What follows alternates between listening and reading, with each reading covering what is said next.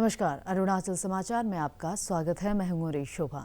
आइए बुलेटिन में सबसे पहले देखते हैं मुख्य समाचार। देश भर में मनाया जा रहा है सतर्कता जागरूकता सप्ताह। सतर्कता और भ्रष्टाचार की रोकथाम पर 3 दिन के राष्ट्रीय सम्मेलन का उद्घाटन करते हुए प्रधानमंत्री नरेंद्र मोदी ने कहा, प्रशासनिक प्रक्रियाओं को पारदर्शी, जिम्मेदार, जवाबदेह और विकास के लिए लोगों के प्रति होना चाहिए उत्तरदायी। राज्य के खेल और युवा मामला मंत्री मामा नातुंग ने नेशनल सेंटर ऑफ एक्सीलेंस के लिए प्रस्तावित ईटानगर राजधानी क्षेत्र के सांगे लादेन खेल अकादमी का दौरा कर खेल प्रशिक्षकों और अधिकारियों के साथ प्रशिक्षण सुविधाओं पर की चर्चा।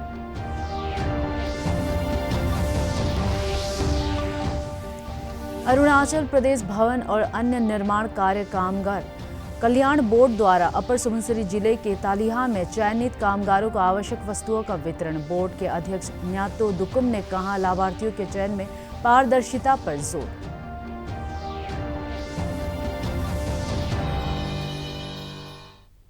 प्रधानमंत्री नरेंद्र मोदी ने कहा है कि प्रशासनिक प्रक्रियाओं को पारदर्शी, जिम्मेदार, जवाबदेह और विकास के लिए लोगों के प्रति उत्तरदायी होना चाहिए।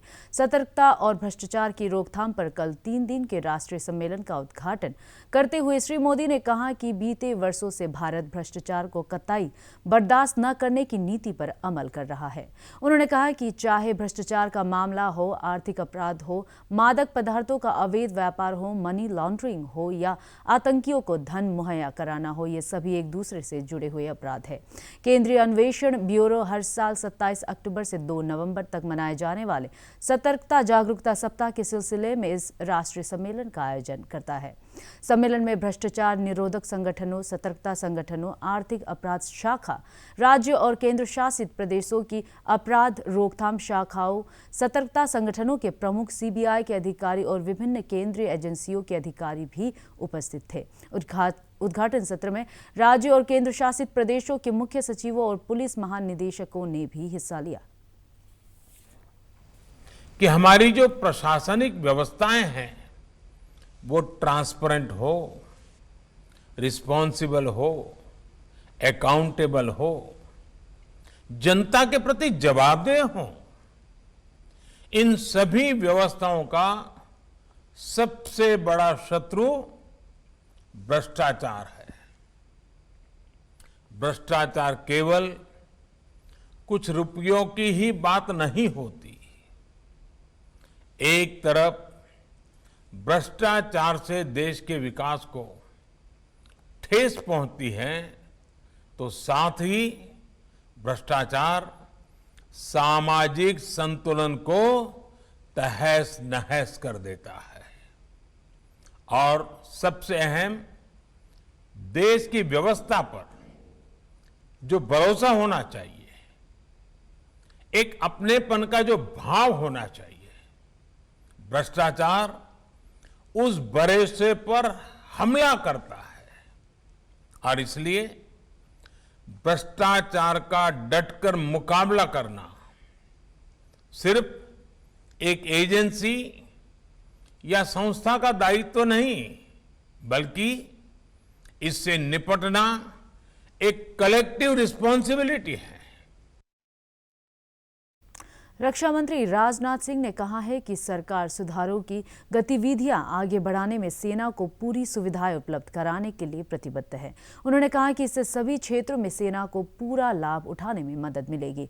आज नई दिल्ली में सेना के कमांडरों के सम्मेलन में रक्षा मंत्री ने कहा कि मौजूदा सुरक्षा माहौल में सेना द्वारा की गई पहल ने देश का गौरव बढ़ाया है। श्री सिंह ने दोहराया कि सरकार सशस्त्र बलों को मजबूत बनाने में कोई कसर नहीं छोड़ेगी। उन्होंने कहा कि भारतीय सेना आजादी के बाद से ही देश की सुरक्षा और संप्रभुता की चुनौतियों से निपटने में सफल रही है। रक्षा मंत्री ने कहा कि सेना ने आतंकवाद, उग्रवाद और बाहरी हमलों के खतरों से निपटने में महत्वपूर्ण भूमिका निभाई है। बिहार में विधानसभा चुनाव के पहले चरण में 16 जिलों के 71 विधानसभा सीटों पर कड़ी सुरक्षा के बीच मतदान हुआ। मतदान सुबह 7 बजे से शुरू हुआ और कोविड महामारी के बीच इस पहले चुनाव में सभी मतदान केंद्रों पर थर्मल स्क्रीनिंग और सैनिटाइजर का उपयोग किया गया। प्रत्येक मतदान केंद्रों पर 1500 के बजाय केवल 1000 मतदाताओं को वोट डालने की व्यवस्था की गई थी। 243 सदस्यों वाली बिहार विधानसभा के लिए 3 चरणों में चुनाव कराए जा रहे हैं। 3 नवंबर को होने वाले दूसरे चरण में 94 सीटों और 7 नवंबर को होने वाले तीसरे चरण में 78 सीटों पर मतदान होगा। मतगणना 10 नवंबर को होगी। दूरी बना के रखना, मास्क पहनना, सैनिटाइजर सब करवा रहे हैं। मंत्री मामा नातुंग ने आज नेशनल सेंटर ऑफ एक्सीलेंस के लिए प्रस्तावित ईटानगर राजधानी क्षेत्र की सांगे लादेन खेल अकादमी का दौरा कर खेल प्रशिक्षकों और अधिकारियों के साथ प्रशिक्षण सुविधाओं पर चर्चा की। उन्होंने अंतर्राष्ट्रीय जूडो दिवस के अवसर पर खिलाड़ियों को बधाई देते हुए राष्ट्रीय और अंतर्राष्ट्रीय प्रतियोगिताओं में अच्छे प्रदर्शन के लिए उन्हें प्रोत्साहित किया। खेल मंत्री ने कहा कि केंद्रीय खेल और युवा मामला मंत्रालय, भारतीय खेल प्राधिकरण और राज्य सरकार के एकजुट प्रयास से सांगे लादेन खेल अकादमी का राष्ट्रीय उत्कृष्ट केंद्र में विकास से अरुणाचल प्रदेश स्पोर्ट्स हब के रूप में विकसित होगा। उन्होंने युवाओं से प्रदेश में खेल क्षेत्र में हो रहे विकास का लाभ उठाते हुए अच्छा प्रदर्शन पर राज्य का नाम रोशन करने का आह्वान किया।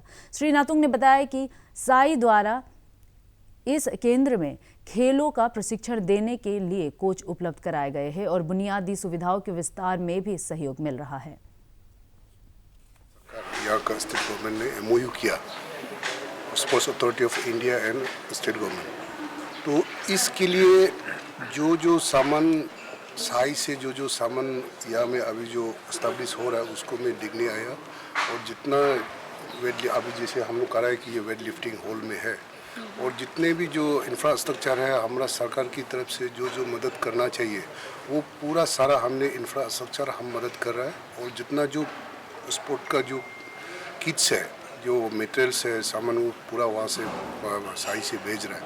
इसको मैं देखने के लिए आया। और खास करके हमारा जो जितना कोचेस है, कोच लोगों को हमने इंटरेक्ट किया और हम लोगों को मैं विश्वास दिलाना चाहता हूँ कि हमारा ये कोचेस का माध्यम से और सेंटर ऑफ एक्सीलेंस हमारा देश में और नंबर 1 हमारा अरुणाचल का जितना जो सेंटर ऑफ एक्सीलेंस जो नंबर 1 रहेगा बोल के इसको मैं विश्वास रखता हूँ। पूरा जनता को एक भरोसा दिलाना चाहता हूँ कि ये प्रदेश अरुणाचल को आने वाला सालों में देश का पावर हाउस, स्पोर्ट्स का पावर हाउस में देखना चाहता हूँ। और ये मेरा सपना है, उसको मैं जरूर साकार करके मैं साकार करूँगा। सर एक सवाल ये रहेगा, अरुणाचल प्रदेश में कोविड संक्रमण से डेडिकेटेड कोविड अस्पताल ईटानगर में एक और व्यक्ति की मौत के बाद प्रदेश में इस बीमारी से मरने वालों की संख्या 36 हो गई है। राज्य स्वास्थ्य सेवा निदेशालय के अनुसार पिछले 24 घंटे में 81 नए मामले दर्ज किए गए हैं और 115 रोगी स्वस्थ हुए हैं। प्रदेश में कोविड रिकवरी दर 84.97% हो गई है। राज्य में कोरोना के सक्रिय मामलों की संख्या 2139 है और अब तक 12,297 रोगी स्वस्थ हो चुके हैं। राज्य भर में कोविड जांच के लिए 1,756 सैंपल एकत्र किए गए। मंगलवार को दर्ज किए गए नए मामलों में ईटानगर राजधानी से 18, ईस्ट सियांग से 13, वेस्ट सियांग से 12 और लोअर सुबनसिरी और नामसाई से 5-5, लोंगडिंग और चांगलांग से 4-4, अपर सुबनसिरी, तिराप और लोअर दिबांग वैली जिले से 3-3 मामले शामिल हैं। वहीं लोहित, दिबांग वैली, तवांग और अपर सियांग से 2-2, पपुमपारे, वेस्ट कामेंग और पाके केसांग से 1-1 मामले सामने आए हैं। देश में कोविड से स्वस्थ होने की दर 90.85% हो गई है। इसके साथ ही कोविड-19 महामारी से स्वस्थ लोगों की संख्या करीब 72,60,000 हो गई है। पिछले 24 घंटे में करीब 59,000 रोगी स्वस्थ हुए। इस दौरान करीब 44,000 लोगों में संक्रमण की पुष्टि हुई। इस समय 6,10,803 मरीजों का इलाज चल रहा है। इस समय देश में मृत्यु दर 1.5% है। पिछले 24 घंटे में 508 लोगों की मृत्यु हुई। पिछले 24 घंटे में 10,66,000 से अधिक कोविड जांच की गई। अब तक लगभग 10,55,00,000 जांच की जा चुकी है। मिजोरम में कोरोना के 80 नए मामले सामने आने के साथ ही संक्रमित लोगों की संख्या 2,607 हो गई है। अब तक 2,233 मरीज ठीक हो चुके हैं, जबकि 374 लोगों का इलाज चल रहा है। मिजोरम में आज कोविड से पहली मृत्यु दर दर्ज की गई है।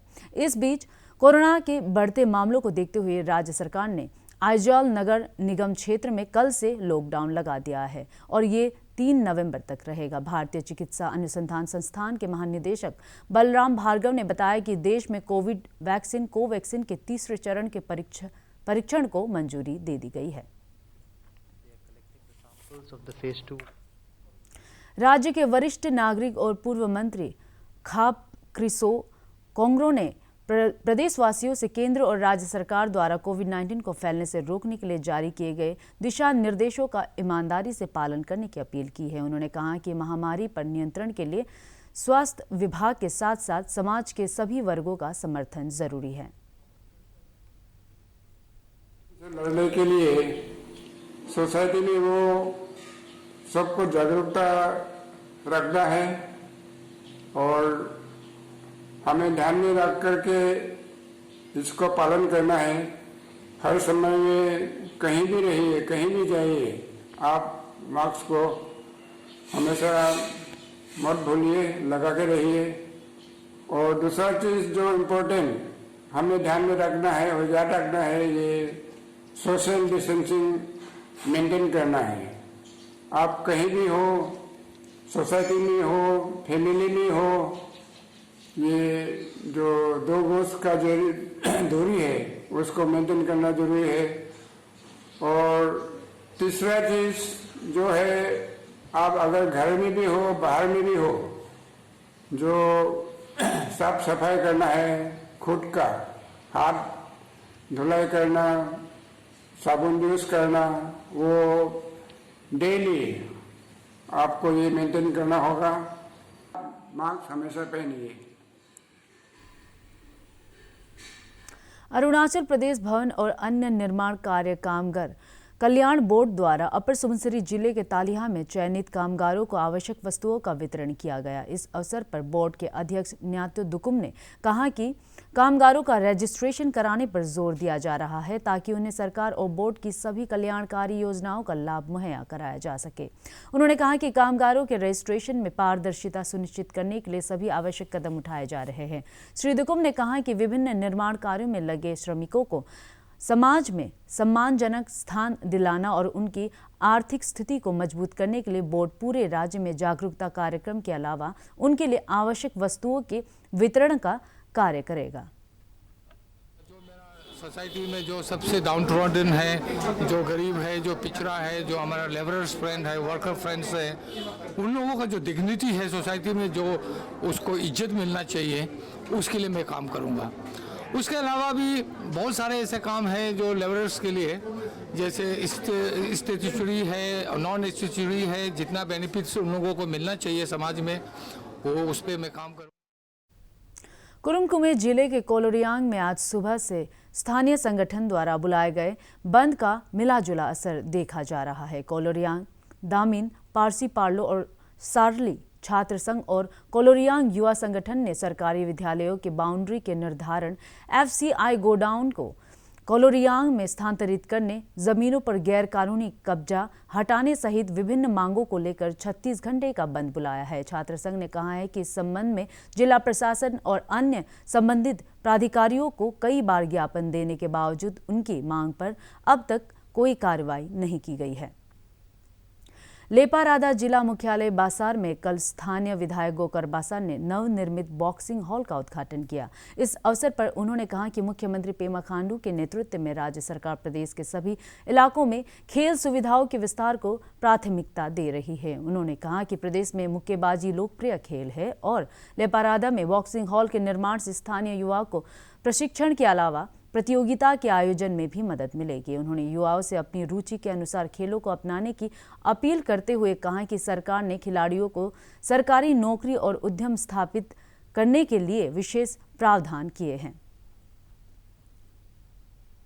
अरुणाचल राज्य ग्रामीण आजीविका मिशन ASRLM के तहत मेबो ब्लॉक मिशन मैनेजमेंट इकाई द्वारा सीगर रेलिंग में बुजुर्गों और असहाय लोगों की सहायता के लिए एक कार्यक्रम आयोजित किया गया। इस अवसर पर वृद्धजनों को कंबल और अन्य जरूरी वस्तुओं का वितरण किया गया। ब्लॉक मिशन मैनेजमेंट की एक कर्मी ने बताया कि बुजुर्गों और दिव्यांगजनों की सहायता के लिए समय समय पर वल्नरेबिलिटी रिडक्शन प्रोग्राम आयोजित किया जाता है। इसके तहत ग्राम स्तर पर ऐसे व्यक्तियों की पहचान की जाती है जो उम्र बढ़ने या किसी अन्य शारीरिक अक्षमता के कारण अपनी ज़रूरतों को पूरा करने में सक्षम नहीं है। अरुणाचल समाचार के आज के अंक में इतना ही। जाने से पहले आप सभी से अनुरोध है कि कोविड-19 के दिशा निर्देशों का पालन करें, हमेशा मास्क लगाएं, बार बार हाथ धोएं और सोशल डिस्टेंसिंग के नियमों को मानें। हम कल फिर हाजिर होंगे अरुणाचल और देश दुनिया की खबरों के साथ। आप देखते रहिए अरुण प्रभा। नमस्कार।